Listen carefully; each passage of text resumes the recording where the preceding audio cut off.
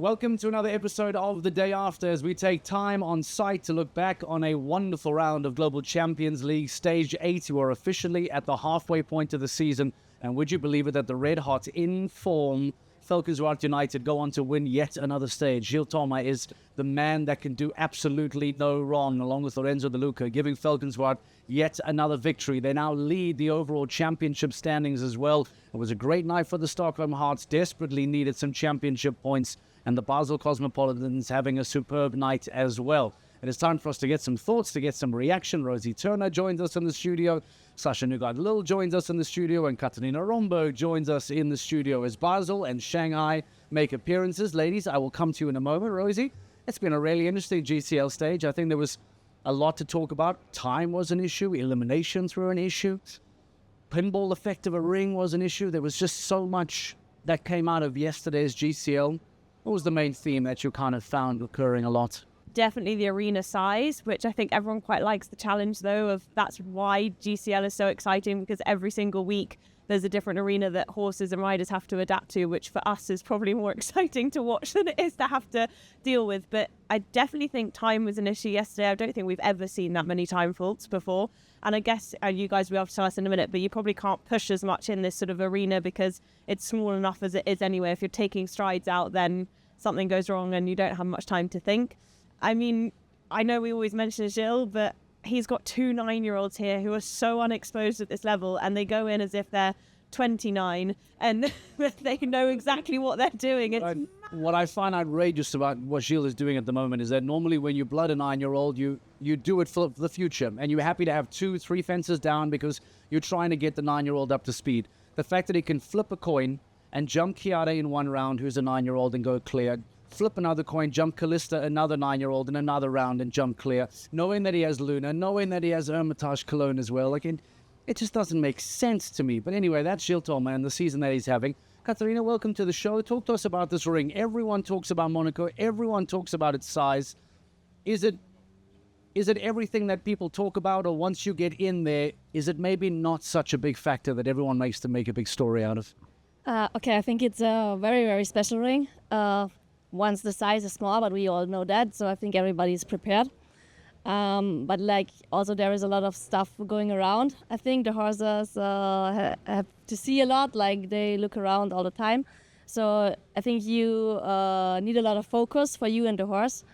Once you have that, you know what's the deal and what to do. Sasha, can you talk to us about why rhythm is so important in a ring like this in particular? As someone who might be new to the sport, they might not quite understand rhythm. They think, well, just get to the fence and jump over the fence. Talk to me about why in a ring like this in particular, what is rhythm and why is it so crucial in a place like Monaco?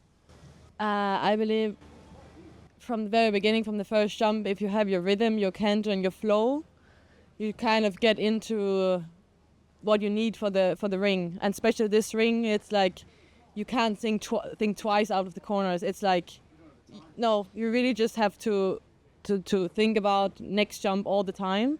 So that's why you land and you get in your rhythm again. If you land and you have to think about then the next jump is running away or it comes too quick. So it's just really important for you and for the horse just to stay in the rhythm the whole course. On the lines of rhythm, though, so some horses have a bigger stride, some horses have a smaller stride, depending on the arena as well. When you're coming to an arena like this, do you have to almost change their way of going, or is it just bring the right horse? I think you can't really change the way of going of a horse. You just have to adapt your plan, I guess. And maybe for a big horse, like leaving one stride out, and for the other one, putting one in. I guess also something that people might not be able to see on the TV, but all along the arena, we've got bars and restaurants as well, which is really fun because the public get to watch. But as you were saying with the distractions, there's just constant public everywhere. Is that something you can feel when you're in the arena, Sasha?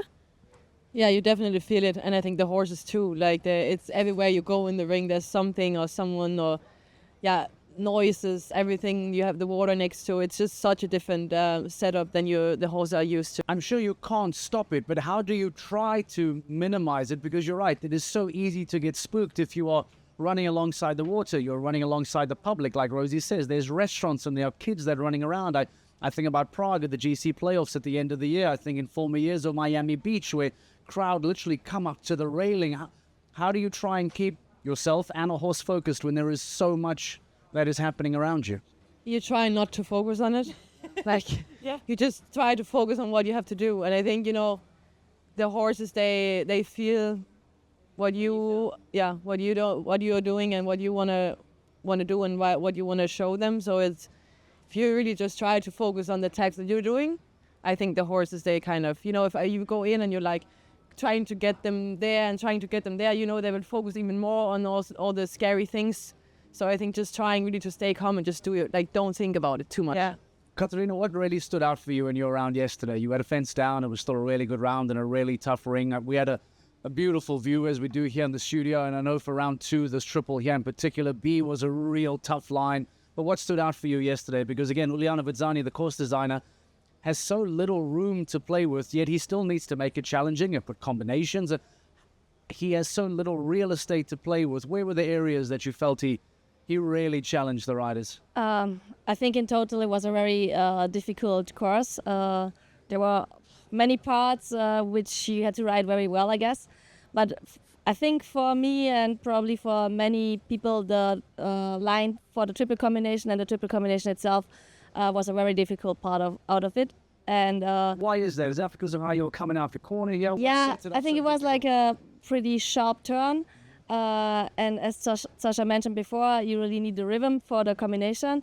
And actually my problem is that I couldn't keep the rhythm to the combination. And once you get into the combination with not the best rhythm, it's very difficult to jump the free vertical. How much area is there to kind of move in this arena? When you're walking the course, you're going, okay, it's 9 strikes to this or 4 strikes to this.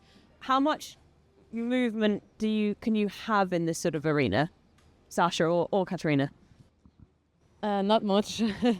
So I don't walk the